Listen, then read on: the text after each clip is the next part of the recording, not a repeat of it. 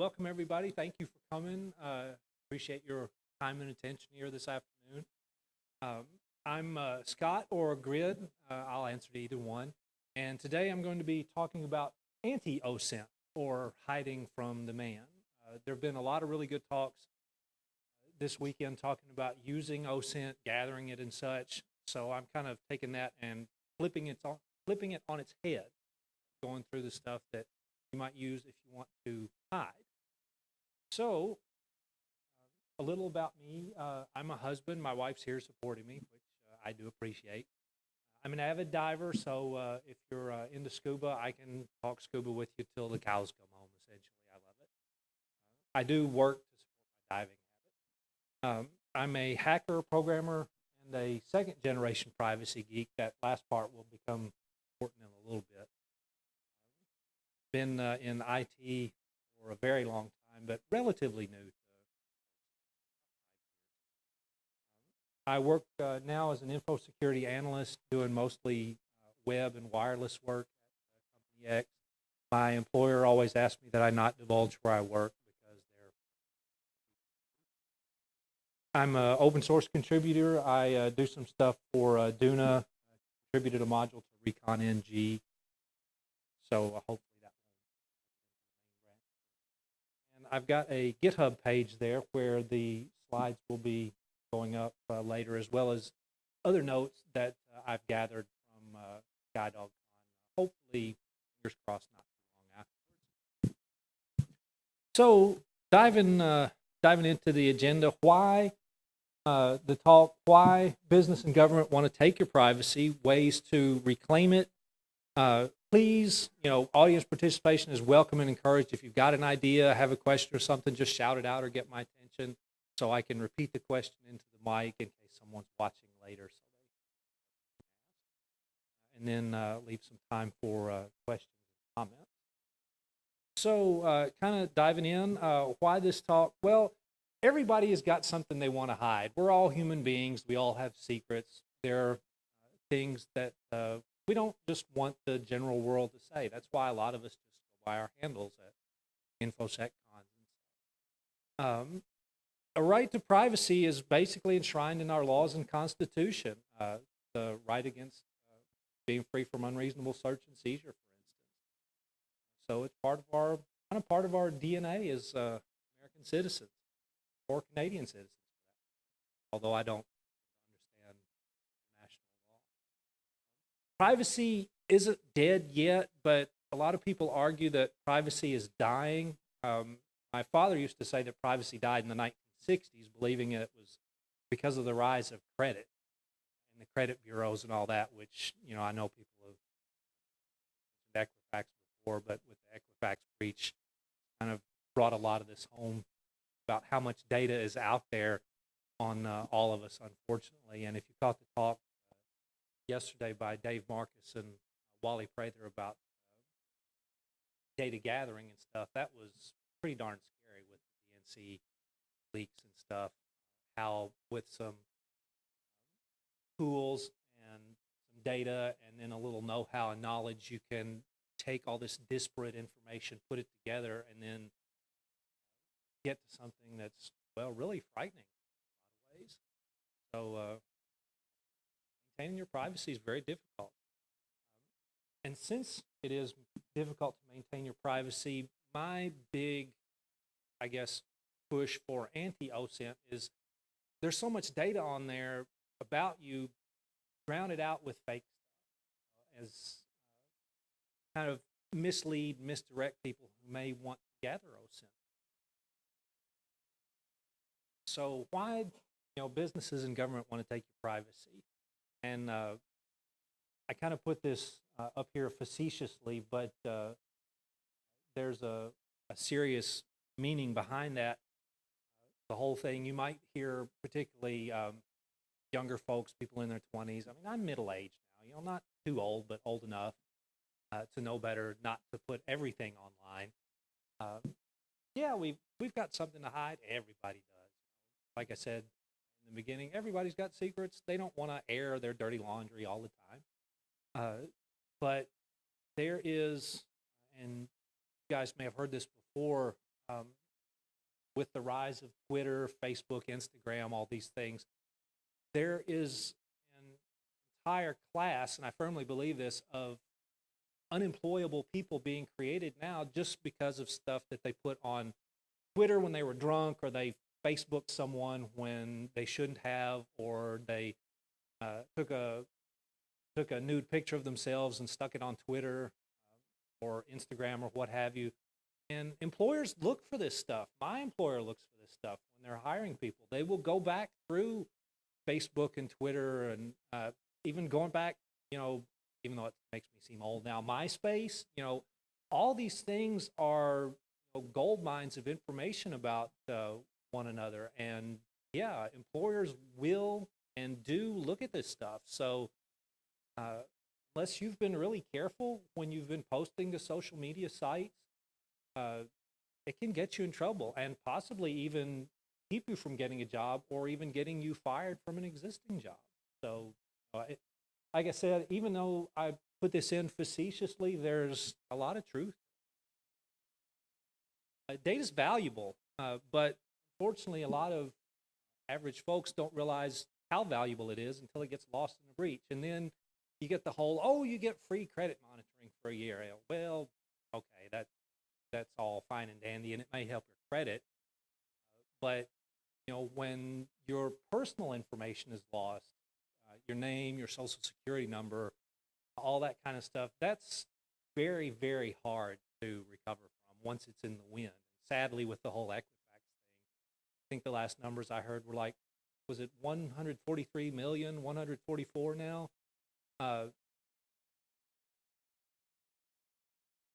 Okay, my info is a little old. There was another breach, and did they lose more personal info, or was it? Well, yeah. Well, yeah, that's a very, just figure your info's in the wind. I mean, it's a very fatalistic approach, but it's probably the most realistic thing you can do now, and kind of plan accordingly. Yeah, yeah, exactly. Yeah, Yahoo three. Yeah, three. Yeah, okay. So now, Verizon, of course, I'm sure the Verizon people are probably kicking themselves, thinking, well, why couldn't we have said something about this before? We might have been able to bargain them down a few more million or billion. But yeah, Yahoo, 3 billion accounts, which is, I don't know the population of our little planet here, but it's got to be close to, what's that? Oh, okay, so it's, all right, so roughly, yeah, essentially, everybody. It's like, man, this is sad. Mm. Uh, but governments, well, excuse me, I'm jumping ahead of myself, but data aggregators make tons of money. I mean, Facebook, Google, credit bureaus, Equifax, Experian, those guys, they make tons of money by collecting data about us. So it's in their interest to collect as much data on them, us, as they possibly can. Governments use data to keep track of citizens, especially criminals. I'll dwell on that a bit more, but yeah, it's in the, kind of hate to sound a little big brotherish, but it's in the government's best interest to keep a close eye on us for terrorist concerns or financial fraud or what have you. Government likes to keep a close eye on us. Black hats like the personal data for obvious reasons, like identity theft, such. But white hats will use that sort of data to make well-targeted attacks on clients, just like folks in other talks have mentioned about gathering OSINT, using it to pile good target profiles on people you want to find. So basically, when you do this, and like I mentioned, Dave and Wally made a very cogent argument and good points about this. When you combine knowledge with data, that equals power, a lot of power in some cases, depending on how much data you have, how you put it together.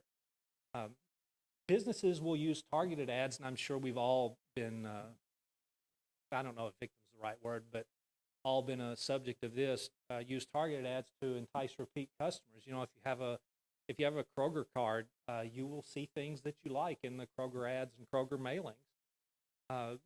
laws will mandate that a lot of your data is public record, house and land transactions. And just an example there, recently bought a house. There was crap, I mean, that came from everyone, not even people in my state, not even people nearby, about title insurance, mortgage insurance. It's like, oh my gosh, it was just ridiculous.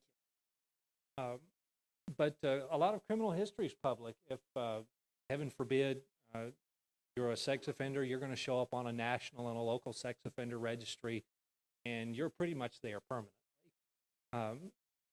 Offenses, felonies, misdemeanors, those are going to go in criminal history. They may or may not be public depending on the local and municipal laws, but you can bet that the local state criminal history repository, wherever that may be, is going to have it, and it will follow you along until the day you die.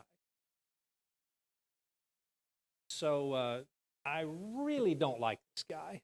And I firmly believe that if you caught him in a unscripted moment, he would probably agree, because Facebook lives on the data that they gather from us when we use Facebook, and then they will package it and resell it.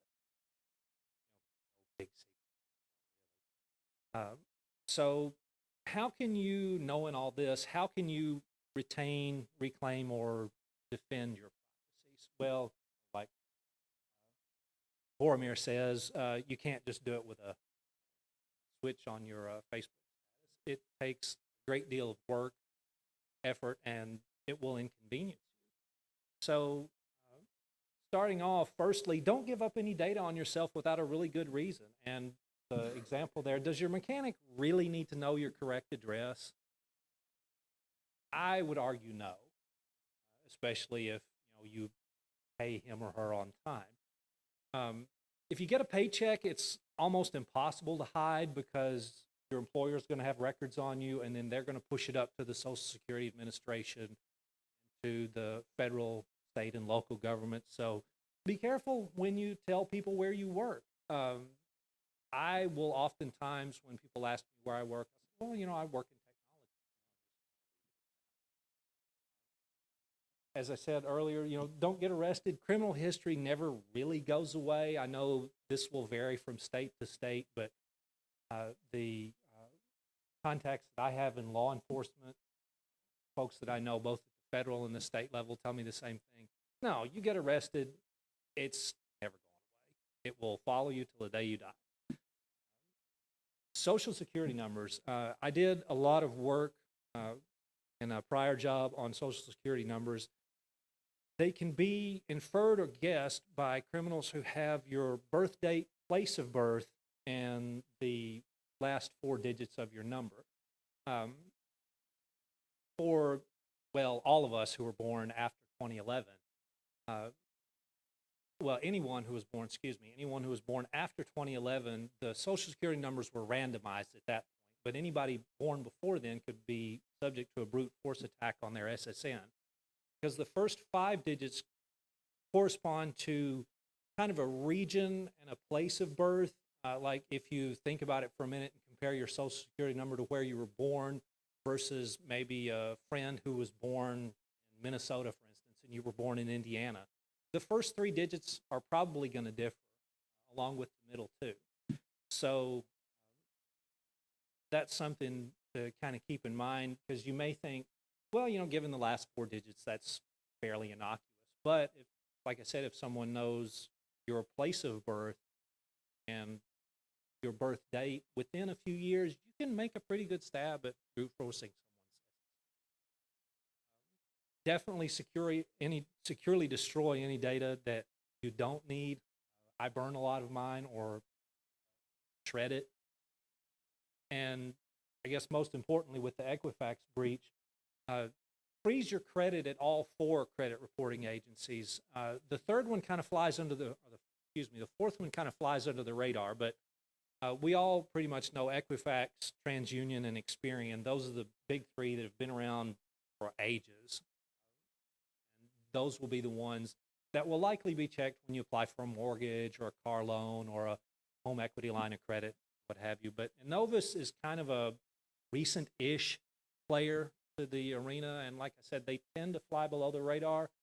But if you're going to freeze your credit, you need to do it at all four of them. At the time I checked, the last time I checked, which was I think about a month ago or so. No, it was before the Equifax breach became public. It was about July. But it depends on the agency, but anywhere between $8 and $20, depending on where you live and the agency, it costs you to freeze your credit. So you can do it, figuring on the high end for $80. And if you don't know about the credit freeze, KrebsOnSecurity.com has a really good article on it. I've got a link coming up. But once you freeze your credit, then it's frozen permanently, and it's in essence inaccessible. So I froze my credit some years ago, and I'll give you an example of how this works. And it was probably about a month or so after I froze my credit, I got a letter in the mail that thought, this kind of looks like spam or junk mail, but I'm going to open it up anyway just because I'm curious. And I started reading through it, and it was a financial company somewhere out on the West Coast. I don't live anywhere near the West Coast. And it said, we regret to inform you that we could not process your HELOC, home equity line of credit application, for $5,000, I think it was. Well, I never made a home equity line of credit inquiry or attempted to open one. So I was like, well, since they somewhat had enough of my info to try to apply for a HELOC loan, but it was denied because my credit was frozen. So that there was enough to convince me, okay, I need to leave my credit frozen and not do anything with it if I'm not planning on buying a house or a car. However, if you do plan on needing your credit accessed or having it accessed by a loan officer of some type, then you have to unfreeze the credit and then refreeze it. Now, the credit bureaus will hit you for a charge both ways. So the way you can save yourself a little money is just ask whomever is processing the loan, okay, are you using Experian, Equifax, TransUnion, and Ovis? In my experience, sometimes people will come right out and say, yeah, we use Experian. Sometimes they'll be a little more dodgy about it and say, well, we can't really tell you that. But if you press them, they'll usually tell you who, and then you can unfreeze your credit and refreeze it. When you do freeze your credit, you'll be supplied with a PIN that you will need to use to unfreeze. And then when you go to refreeze, then they'll supply you with a different. So like I said, it's a charge both ways, but in my mind, you're much better off doing a credit freeze than credit monitor, because the credit freeze essentially makes your credit inaccessible.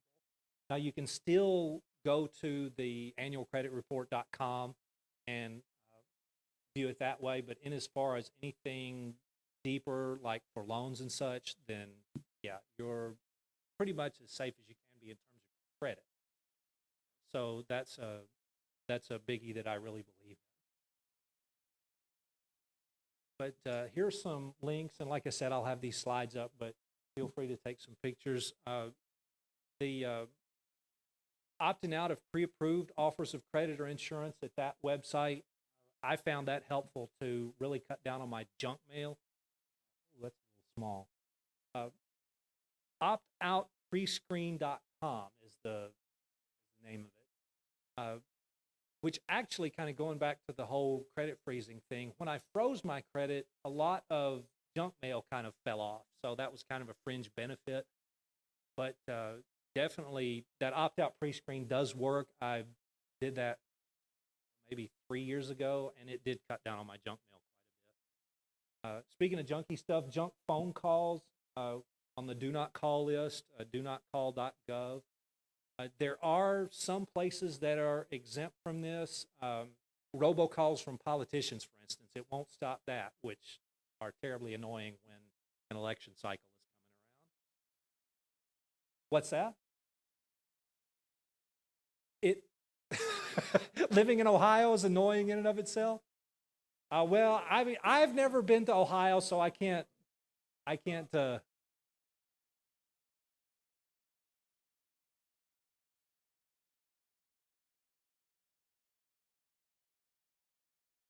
73 election calls a day?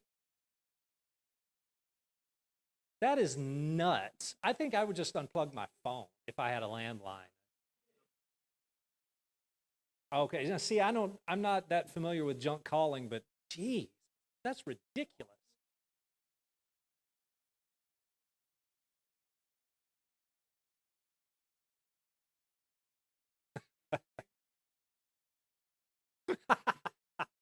I don't think I would either after that many phone calls.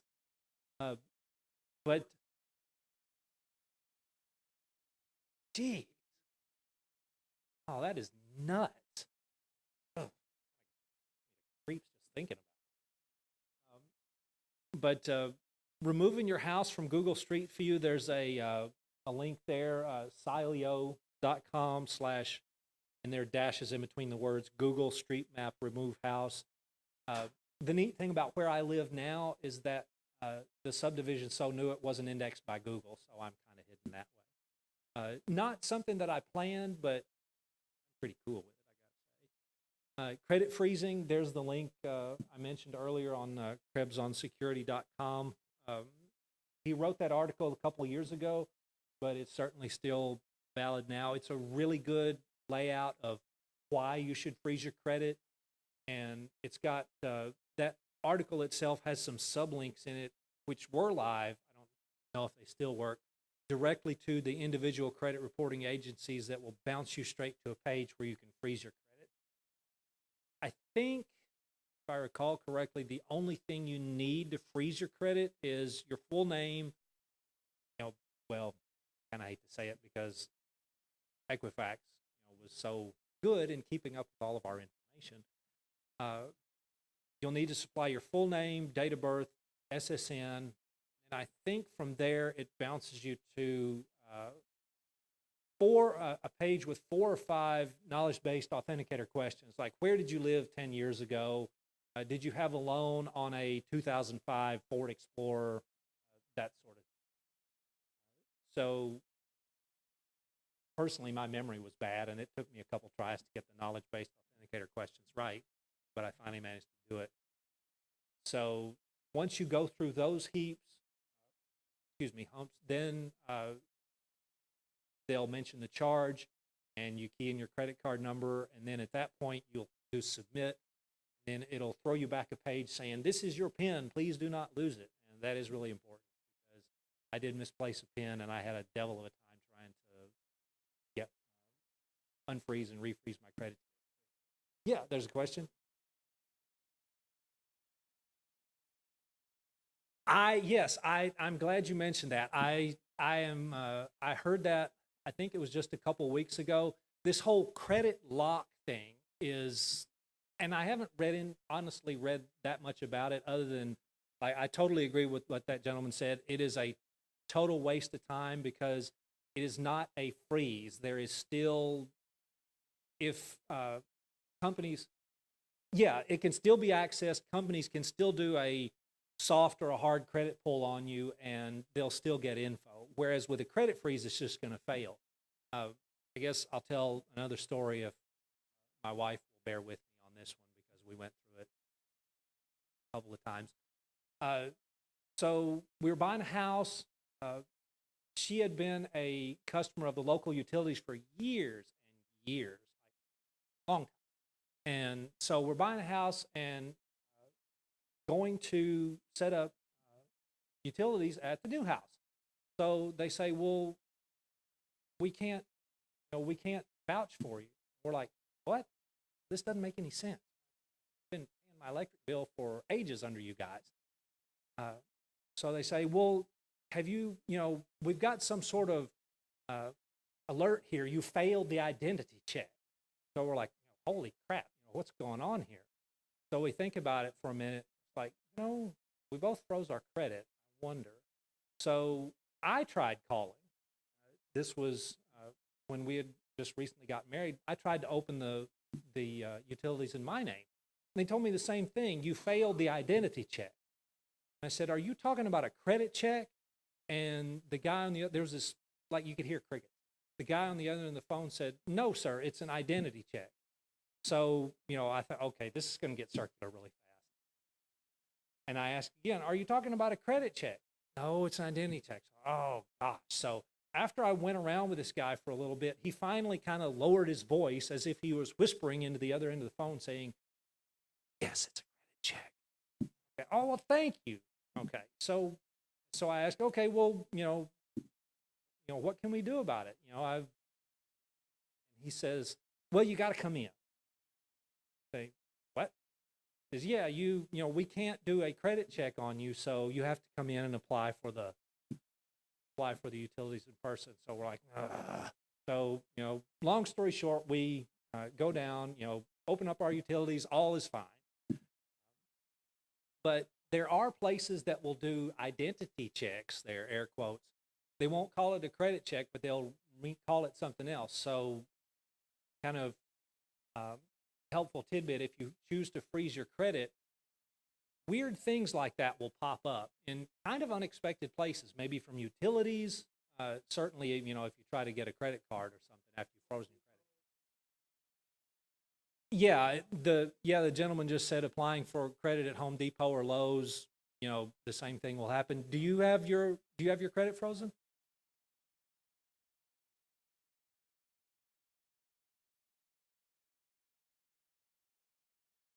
Oh yeah.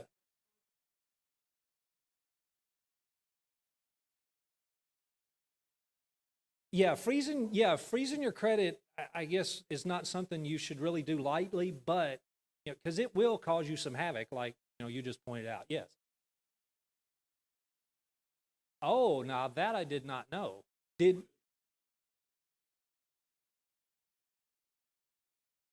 did you run into that? Do you have your credit frozen? Did you run into that trouble? Hmm.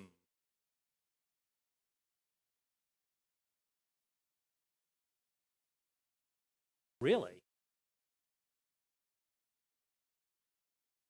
Oh, so then okay, so I guess to repeat for those who may be watching this later, a gentleman just said that uh, by freezing your credit, it can drive your auto insurance up because the auto insurance companies can't do a credit pull on you, so they automatically assume that you're higher risk, so they're going to jack your rates up. So did I get that? Did I get that right?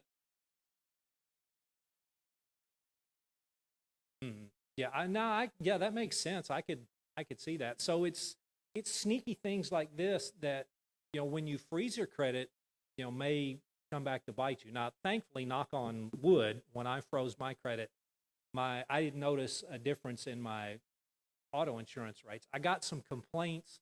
This was before I was married. I got some complaints from my homeowner's insurance, oddly enough. Now I can't even remember what they said, but it's like, well, we can't access your. No, they referred to it as purchase history, but it was actually credit. And I said, well, I froze my credit, and the guy on the end of the phone said, well, why did you do that? Yeah, oh yeah, that's what I did. I just rolled my eyes. Really? Really? Why'd you freeze your credit? I said, I don't even remember what I said, but it was something like, really, freeze your credit. Why did I freeze my credit? So you couldn't get. That's. But in terms of other things that you can do, blocking electronic access to your Social Security benefits. Uh, this one I also learned on KrebsOnSecurity.com.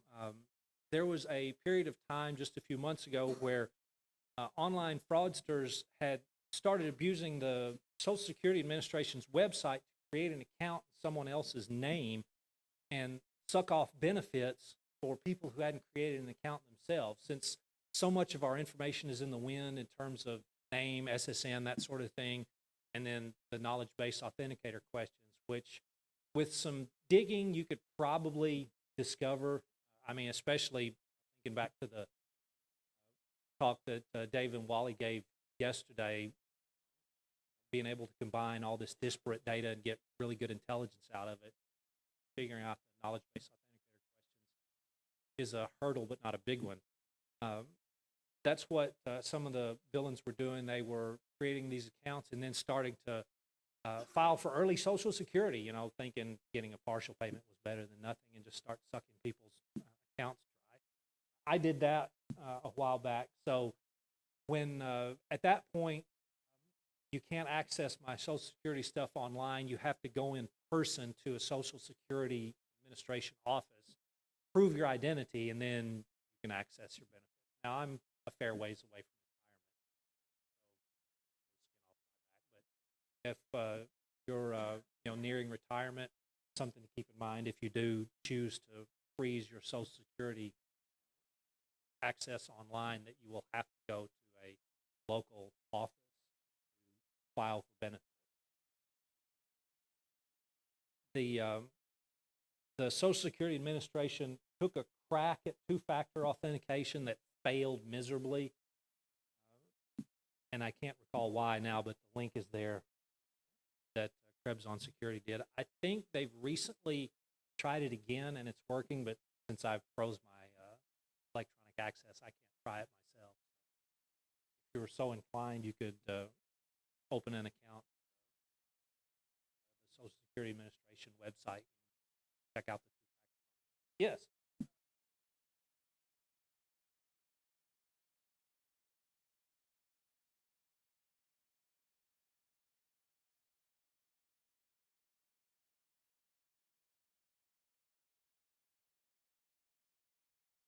Well, that makes sense. And the question was, there was so much information that changed over time since Social Security.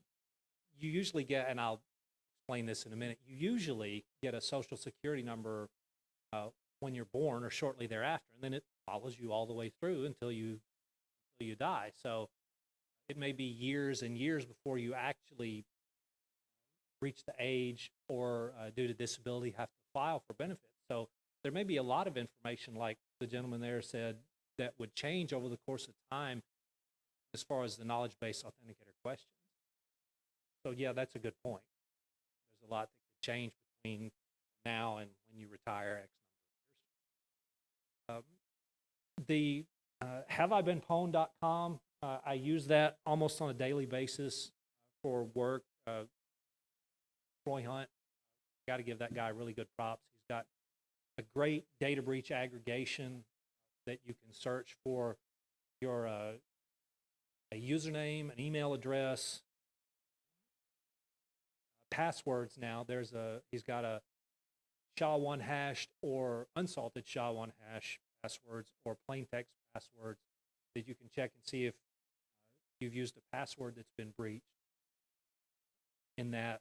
And you can certainly leverage if, how many of you guys are familiar with or use Recon NG? It's a really good, it's a really good, got a really good module to leverage Have I Been Pwned. The module I wrote for Recon NG and submitted for the master trunk also queries the password. So you can query any of those. If you're a domain admin, if you run DNS at your organization, you can register an entire domain to be monitored at haveibeenpwned.com. So it's a really good tool. A little bit of overflow. The Postal Service recently came up with this informed delivery that will let you digitally preview, and this is kind of from their website, digitally preview and your mail and manage your packages. There was another article that my favorite guy, KrebsOnSecurity.com, did on this. That it seems very stalkerish to me, because if someone has your address, they can register an account and then just kind of watch your mail. However, if you've frozen your credit, that won't work. I forget the exact error message, because when I learned about this, I tried to do it just to see what it would say, and I think it just gave me some sort of general error. You're not, was not authorized. We can't set up, it was something like, we can't set up informed delivery for you based on some issue we found or something like that. So, as I said, if you've frozen your credit, this won't work.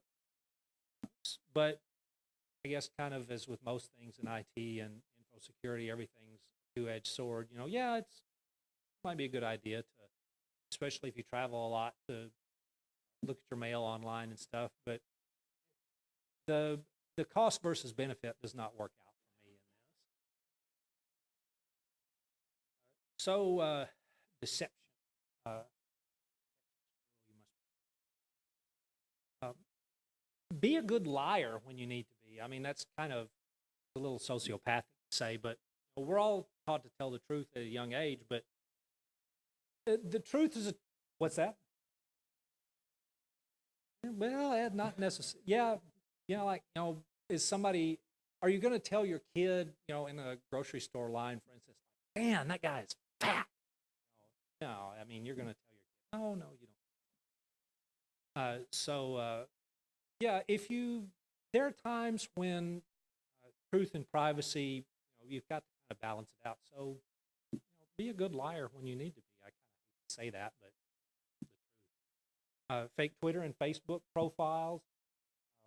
That's something that I want to experiment with just to see what I can gather. Like take the opposite end of the political spectrum for me and get on Facebook or Twitter and just start posting some stuff and see what happens. If I get trolled or if I collect some followers. I didn't catch, unfortunately, all of the last talk. The fellow was talking about anonymizing with Tor.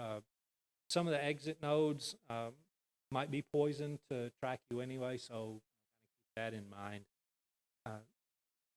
VPN software when you're working online, but as with almost all software, whether it's software as a service or something you install, you want to know what the provider is going to collect about you. DNS, most of us who do either red teaming or blue teaming know DNS is a good gold mine for information as far as browsing history and what have you when you go on the internet. So DNS history can tell you a lot. OpenDNS is good, but don't be fooled. They collect data, aggregate it just like anyone else. Personally, I always use a VPN when working wirelessly. Even with with the rise of tools like PostAppD, Wireless Ponage Edition, stuff like that, it can be trivial to hack wireless. So using a VPN when you're on wireless is always a good way to practice good privacy. When you move, do you really need to notify everyone of your new address? You can maintain a PO box for your privacy, or even go one step further than that. Get a I don't know if they call it a PO box, but get a PO box at the local UPS store. That's considered a street address, so you can have your mail routed there and then go pick it up if you really want to get serious about privacy. And I kind of hit that. Use cash. Credit is easily trackable. One of the first things that is done in the law enforcement arena when somebody goes missing is they'll start looking at credit purchases. And depending on where the person went missing and then where the credit card was used, you can hone in a roughly general area to find a missing person or a criminal.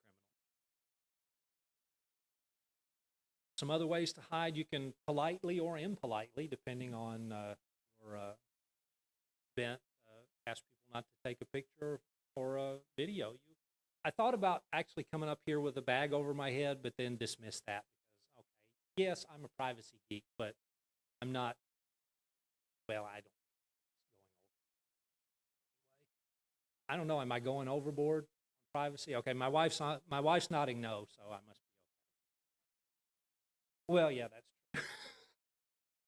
true. You can change your name if you're really paranoid. If you pick a name similar to a famous person or a common name like John Smith, that's going to help you hide on Google. And kind of getting back to when I mentioned it earlier, my second generation privacy geek. My parents were big privacy advocates.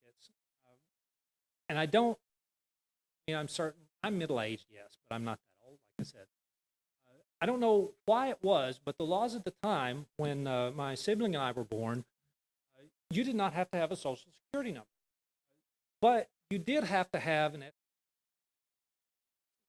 So I didn't have a social security number until I was 16, which, believe me, that has come in handy a few times because in tracking back stuff, I think it was the first house I bought, that, well, we can't find anything on you, under 18. I was like scratching my head for a second. Why? Because I didn't have a social security number. And, yes, I was born in the United States, so I didn't like him in on the back. That was kind of nifty. I ended up finding out my full name is similar to a past politician. So if you Google my full name, you're going to get this guy instead of me. Another thing that worked out in my favor early on was my place of birth is very different from where I got my social security number. So even if you know where I was born, you're probably going to get my social security number wrong. Because where I applied for my social security number is nowhere near where I was born. So that's kind of an interesting tidbit. When you're moving, if you're moving, far away from your doctor, get copies of your medical records and ask that your doctor, medical provider, dentist, whatever, destroy any of their copies. Like I say on the screen there, I'm not a lawyer, but as my understanding of HIPAA is, if someone has a better understanding, please correct me. They have to comply with your request. They have to get rid of your records. And as far as keeping private, if you don't have a social media presence, and I don't, just ask your friends and family, hey, don't post about me on Facebook or Twitter or whatever. And it is possible, the link is there. You can get a new social security number. You've got to jump through some hoops to do it, but it's certainly possible to do. One thing that has shown up now is if you can, whoa, I got right in here. It's his fault. You can get, what's that? Oh man, now I'm under a spotlight. Now I feel like really I'm on display.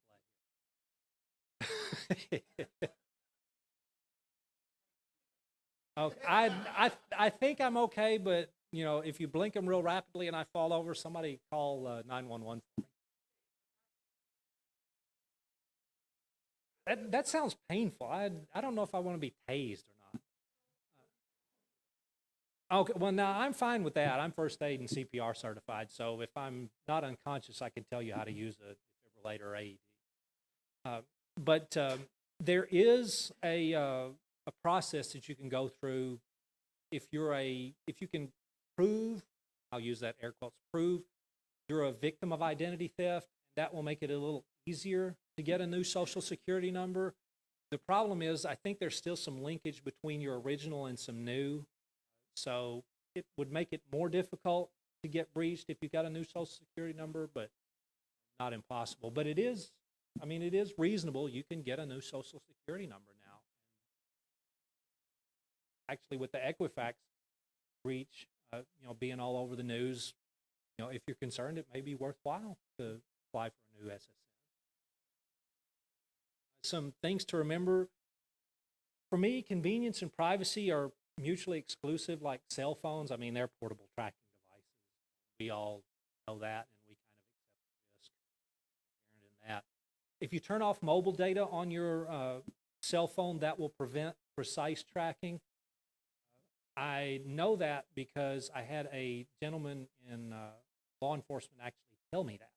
So if you're really concerned about your privacy, if your cell phone is watching you, you can shut off the mobile data, and that will help. If I suppose it doesn't need to be said, but I'm going to say it anyway. If a product or service is free, then you are the product. The objective of the provider is to harvest your data. So that's definitely something to keep in mind. If you put something on the internet, somebody's going to go after it. So going without saying, be careful what you put on the internet. Even though they're terribly boring, read the EULAs and the terms of service. You might be surprised at what info is gathered. I got bored one day and started reading through a on a piece of software that was used at work, and I actually had to tell my boss, I don't know if we need to use this because this thing is gathering a ton of stuff. And well, just keep an eye on the EULAs sometimes. Actually, I guess for full disclosure, that was not current boss. What's your online footprint?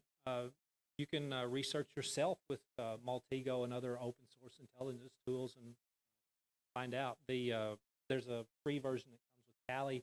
I don't know how much the full professional version costs, but depending on how privacy conscious you are, you might want to. So, kind of in conclusion, like Morpheus says, there's no real privacy on the internet. But your personal data and privacy are valuable. Guard them as such.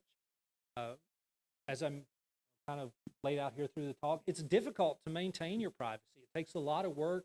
It can be expensive sometimes, and it can feel like a full-time job. Get to some hacker conferences like here, SkyDogCon, DerbyCon. You can learn a lot of stuff about privacy just by kind of taking the presentations, turning them on their head, thinking, okay, he's talking about OSINT this way, or she's mentioning OSINT this way. What can I do to reduce my OSINT footprint? And I got to give props to this last guy, Tim Malcolm Vetter. I saw that talk at DerbyCon on hiding and maintaining your privacy.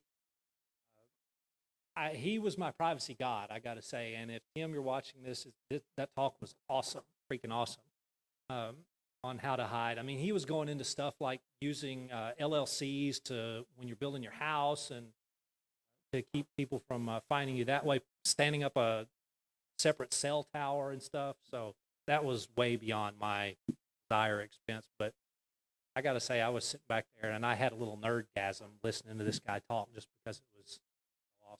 Yes, question.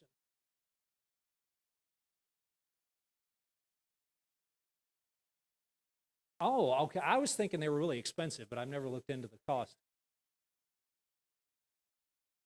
Okay, so for the benefit of those watching later, gentleman just mentioned an LLC out of Indiana was somewhere between $15 and $20, 25. So,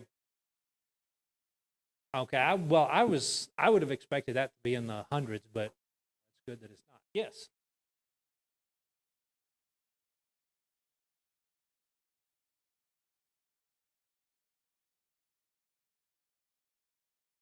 Mm, mm,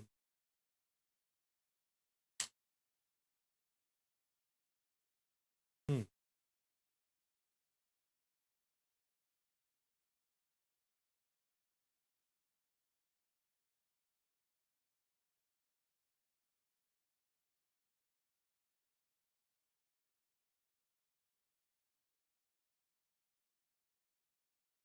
Yeah, the statement was check into LLCs in different states, maybe New Mexico, because of the privacy considerations, where they may not collect or require as much data, or it may simply be cheaper, like the fellow in the back mentioned. Yes.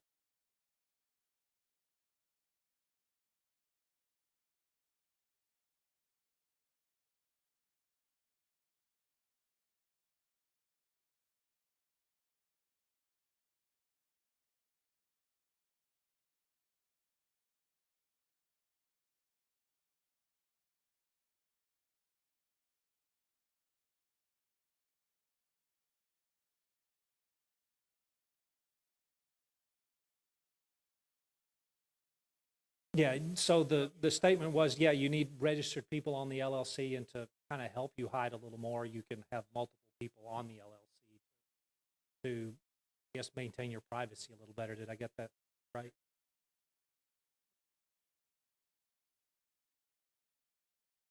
Yeah, multiple people on the LLC. Yeah, I think there was a here.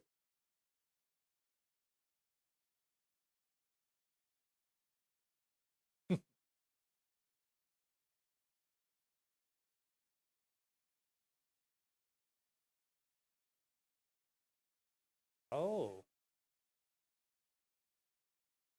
so you can pay people to be registered agents of your LLC to hide a little better. What was that? Yeah, oh, LegalZoom. Yeah, that buy LegalZoom with your gift card. Yeah.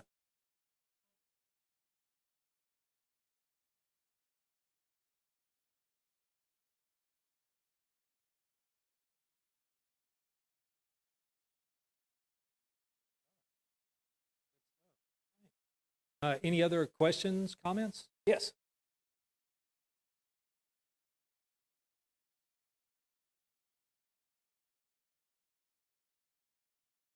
Oh, now that'd be register out of Canada, so to kind of preserve your privacy. Now, I recently met a mutual legal assistance treaty. The FBI guys mentioned that.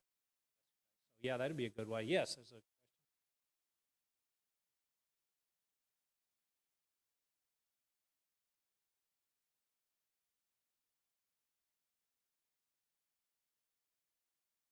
yes, that is a good point. A gentleman made a point in the back about if you do use credit cards, be sure you opt out of the sharing. That will help maintain your privacy because that way at least your hopefully your purchase history won't be scattered all over creation as much as if you didn't do it. And as he mentioned, they count on people just not doing that so they can not only make money off your credit card but make money repackaging and selling your data. Any more questions, comments? I know I'm running a little short on time. Yeah. Oh, okay. He's next, and he said, "Take all the." Well, I don't want to chew into your speaking slot. Well, that's very nice of you. Okay. Well, thank you guys for coming. I'll put the slides in my general SkyDogCon notes up there. Oh, yeah, we got one more in the back.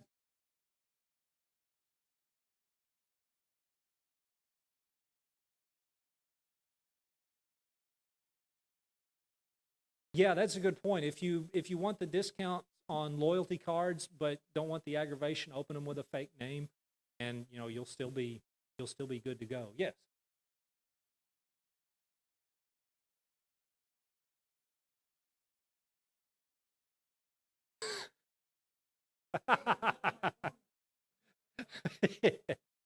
Okay. Is there anybody in here too young to remember that? 876-5309. Okay, I guess not. No. Okay. Yeah.